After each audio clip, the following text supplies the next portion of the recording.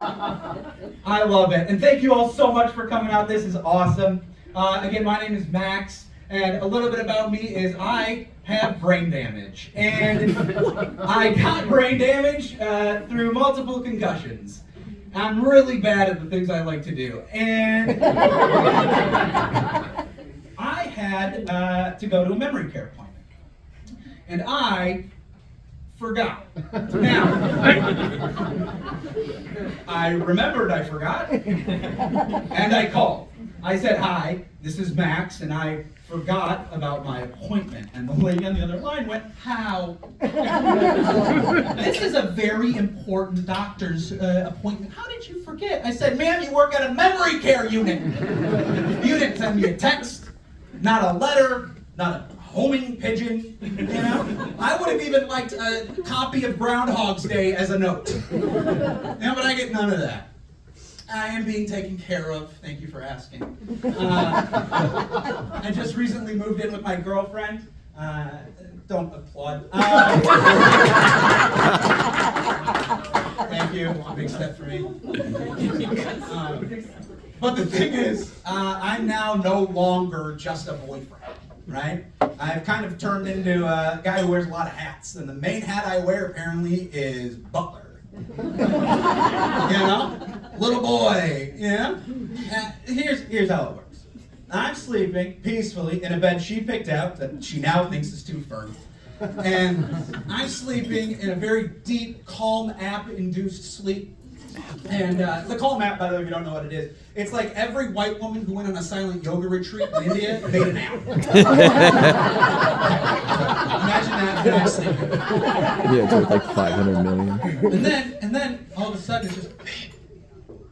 And I'm like, yeah, oh, what? And I open my eyes and there's the most beautiful woman. Right? With her big doe eyes, her cute little cheeks she gets when she sleeps, messy hair. It's just, babe, I'm out of water. Yeah, dude, it's 2:30. We're all out of water. Go sleep. What the hell are you doing in your dreams? Working out? She's, babe, I'm out of water. Now, this I have learned is code.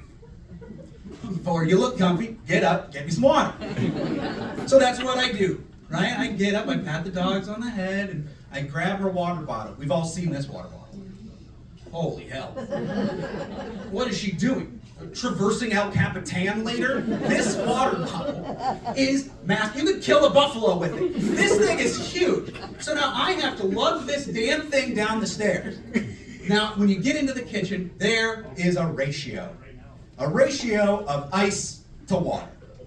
Oh, and if you screw that up, yeah, you're right back downstairs, aren't you, bud? I figured it out, though. All right, you take the cup, you fill it with ice till you can't fill it anymore, and then you add a little bit of water. Right? It's kind of like how my mom takes her drinks. You fill it with vodka, like wave it near a juice bottle.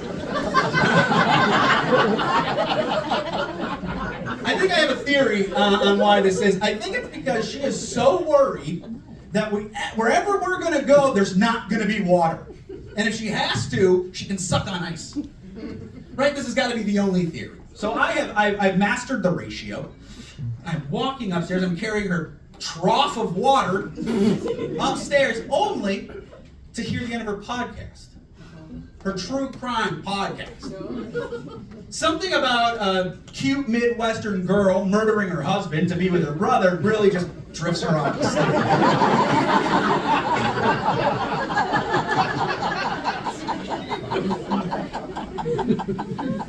Holy crap. These podcasts, they all start the same, don't they? Right? It was a soft and misty morning. Alex usually stayed for it to himself until he didn't. July 15th, 2011. Jacob and Sam are traversing home when they come across a deer in the woods. Until they got closer and realized that was no regular doe. That was a John Doe, brutally murdered.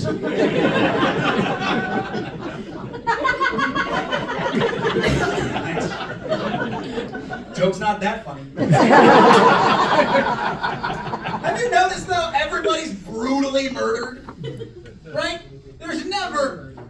And he was found in his sleep number bed, set perfectly, swaddled in a down comforter with an eye mask on, having just had warm sips of milk, listening to the call map. He was peacefully murdered.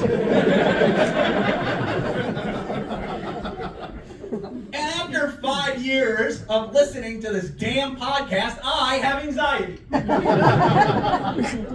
She has type 1 diabetes. That means that she is insulin dependent. She has also informed me it takes less than 2 units, about 6 drops of insulin to kill somebody who doesn't need it. And it's indetectable. And then she kisses me and says, "Good night." I'm out of water. Yes, ma'am.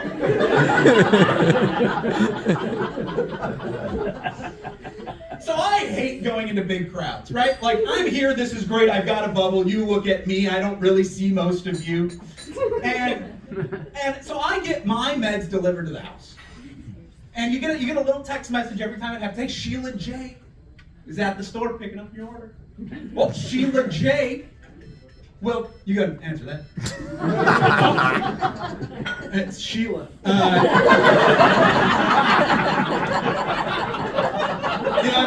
And then it says, if Sheila can't find what you're looking for, she'll find a suitable replacement.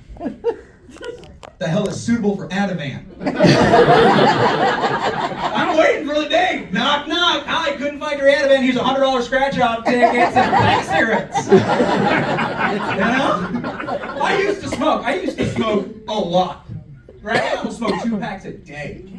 My roommate and I used to sit on our patio, right? And we'd write jokes all night. To the point where we actually had a lamp on our patio with an extension cord running to the living room. And that's what we did all night. Chain smoked cigarettes, wrote jokes. Chain smoked cigarettes, wrote jokes. Well, I've kind of gotten my health together a little bit. And I've recently lost almost 80 pounds.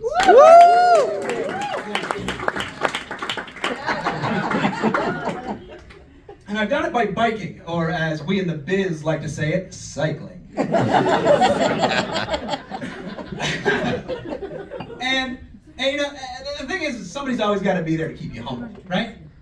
Somebody's got to knock you out that high horse. God forbid you enjoy it up there. For me, that's my mom. Holy crap. A couple weeks ago, she comes up, she goes, Max, oh gosh, it must be so hard that all these people are giving you compliments. Oh, I'm so sorry. Yeah. Why? This is the only reason I'm doing this. If people stop complimenting me, I'm putting all the weight back on. And she goes, oh, well, they're just telling you that you were ugly before. Right back in the ground. Right? Oh, God, and my brother, don't even get me started. Shit. My older brother, Oh, thank God. this jackass could eat Chipotle every day and not gain an ounce. Oh, man, and as a kid, he'd say things like, hey, don't wear that jacket. You look a little big in it. Or, here comes the Michelin Man, Or he'd steal my candy on Halloween. He's like, you don't need that, you're fat. It's actually more like me. And so I saw my opportunity to get back at him. We're all standing around, got a lot of family and friends over, and he's standing there, he's talking to this new girl he's dating, right? Nice Jewish girl, mom approves. And I come up to him and I go, hey Jacob, real quick, hey, I've lost all this weight, I've got all these old pants that don't fit. You want them?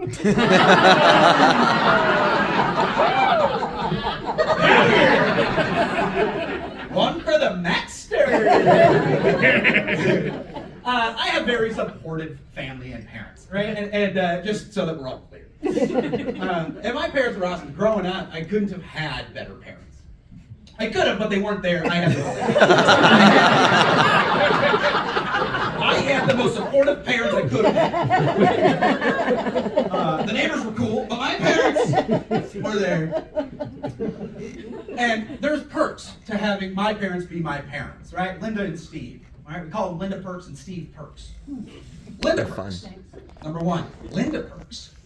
Linda, right now, works for a fashion designer. Ooh, very hoity-toity, right? So we get to meet all these fancy people, these celebrities. She's recently just become friends with Bill Murray, because that's normal. and so that's Linda Perks. We get to go see T-Pain on the beach. Marty Short comes to your hockey game. You get to go to Jingle Ball for sound check, right? Linda Perks. Thank you. Then there are Steve perks. Stevie works for the family business, right? And we sell construction equipment. So Steve Perks is a vest, and it's a lighted vest, and I use it every night to walk my dogs. And I'm damn thankful. You know, it's not how we walk my dogs, Bill Murray. That's right. You know, when I moved in with my girlfriend, my dad was not thrilled. Let's just say, not super about it. I understand, I get it, right? He's old, and but the thing is I know now he's cool. Right, he's good with it because he gave the ultimate sign, the ultimate Steve perk. This fall he came up and he goes, "Hey Max, listen, Mom's told me the house looks really nice, so I'm gonna buy you a shovel."